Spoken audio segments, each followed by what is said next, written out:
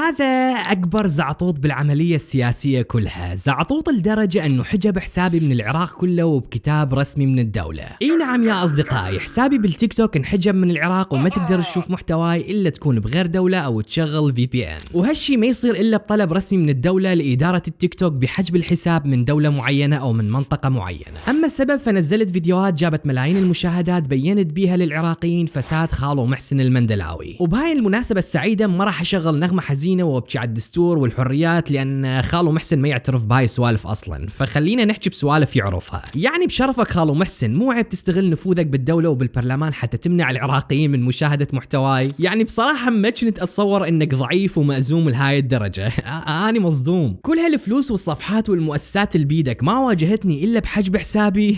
شنو السالفة خالو؟ عندك مؤسسة إعلامية الواحدة صارف عليها مئات آلاف الدولارات. يعني كان انطيت توجيه لشباب الأساس يردون علي في فيديو بحملة بسخان بلطام عليه من صارف عليهم ملايين. زين خالو راسلني خاص، دز لي أحد، سكتني ب10 20 شدة. لو تدري أنا مو من هالنوع، بس تدري خالو أنا فرحان كلش بصراحة. فرحان لأن أثبتت بنفسك لكل من دا يشوف هذا الفيديو أنك ضعيف وخايف من مواجهة حقيقتك. فرحان لأن شخص واحد قدر يواجه آلة إعلامية ينصرف عليها مليارات وجيوش من المنتجين والمعدين والكتاب والمصورين وكل هاي الكلاوات. شخص واحد قدر يهزك أنت وكل ما تملك. وأبشرك خالو، حستمر وياك وما راح أعوفك لا أنت ولا اللي وياك، وحبلش أطلع خياسات تحالف الأساس نائب نائب ومرشح مرشح. أما بالنسبة للحسابات فالشباب يعرفون عندي حسابين، ريكتوبر وأوسي تيوبر. هسه بالنسبة لريكتوبر حجبته من العراق وراح أكون سعيد إذا حجبت أوسي تيوبر، لأن ببساطة يا خالو ماكو أسهل من إنشاء حساب جديد وبأول فيديو أوعدك بملايين المشاهدات، ولو أني لو أنت.